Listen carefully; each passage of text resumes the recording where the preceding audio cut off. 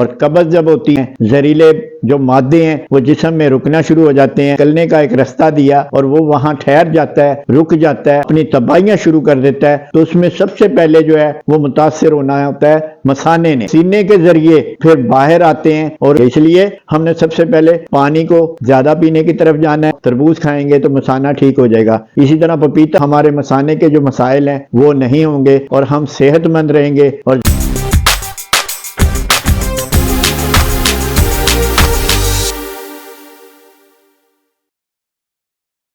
بسم اللہ الرحمن الرحیم۔ معزز ناظرین کو شیونزی ٹی وی کا سلام۔ آج ہم ایک اور خوبصورت موضوع آپ کو دے رہے ہیں، یعنی قبض کی وجہ سے مثانے کی گرمی کیسے ہوتی ہے، اس کا علاج۔ چلتے ہیں سر بابا محمود صاحب کے پاس۔ شروع اللہ کے نام سے جو بڑا مہربان نہایت رحم فرمانے والا ہے۔ السلام علیکم ورحمۃ اللہ۔ اچھی صحت خوشحال زندگی کے ساتھ ہم حاضر خدمت ہیں شیونزی ٹی وی پر، اور آج کا مسئلہ لے کر آئے مثانہ، اور مثانہ جو ہے خراب ہونے کا اور اس کی سوزش ہونے کا یا مثانے کے مسائل کا وجود میں آنا، اور قبض جب ہوتی ہے تو سب سے پہلے جو چیز ڈیمیج ہوتی ہے، سب سے پہلے جو چیز متاثر ہوتی ہے، سب سے پہلے جو چیز پر اثر اندازی ہوتی ہے وہ ہے مثانہ، کیونکہ قبض کا تعلق مثانے کے ساتھ بہت زیادہ ہے، اس کے ساتھ اس کا ہمسایہ ہے، تو اس کے اوپر جو اثرات ہیں، اگر قبض ہوگی تو وہ جو فاسد مادہ ہے، جو زہریلا مادہ ہے، جو ہمارے جسم میں سے خارج ہونا چاہتا ہے، اور جو اللہ نے نظام رکھا ہے اس کو نکالنے کے لیے کہ جسم نے سارے عمل کر کے اس کو نکلنے کا ایک رستہ دیا اور وہ وہاں ٹھہر جاتا ہے، رک جاتا ہے، یا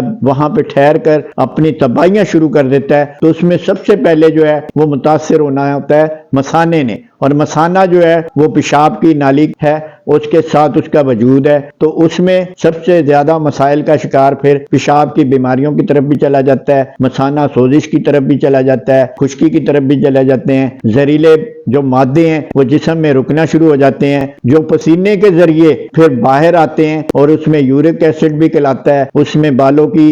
خشکی کی پرابلم بھی آتی ہیں، اس میں ہمیں چھائیوں کا وجود بھی ملتا ہے، اس میں آنکھوں کے ڈارک سرکل بھی ملتا ہے، اس میں ہمیں ہونٹ خشک بھی ملتے ہیں، اس میں ہمیں جو ہے گردن کالی بھی ملتی ہے، اس میں ہمیں جسم کا موٹاپا بھی ملتا ہے، اس میں ہمیں غرض کے الرجی بھی ملتی ہے، اس میں ہمیں خارش بھی ملتی ہے، اس میں ہمیں ہر وہ پرابلم ملتی ہے، کیونکہ جسم کے جس رستے سے جو ہم نے خوراک کھائی وہ نکلنی ہے ہضم ہو کر، وہ جب نہیں نکلتی اور وہ زہر اور وہ فاسد مادے جو ہیں ہمارے جسم سے مساموں کے ذریعے جب خارج ہونا شروع ہوتے ہیں یا رک جاتے ہیں، یا جس اعضاء پر اندر سوکھتے ہیں، چاہے وہ کڈنی ہو، چاہے وہ دل ہو، چاہے وہ جگر ہو، چاہے وہ آنتیں ہوں، تو ان کی تباہی کا باعث بنتی ہیں۔ اس لیے مثانے کا جو مسئلہ ہے اس کے لیے ہم نے سب سے پہلے جب چھوٹا پیشاب ہمیں میسر آئے تو ہم نے اس کو ادا کرنا ہے، چاہے کس حالت میں بھی ہو۔ جو لوگ ڈائلسس سے بچنا چاہتے ہیں تو وہ لوگ چھوٹے پیشاب کو نہیں روکیں گے، جس سے ان کا جو ہے پیشاب کی جو تھیلی ہے وہ ڈیمیج نہیں ہوگی اور آپ مثانے کی خرابیوں کا باعث نہیں بنیں گے۔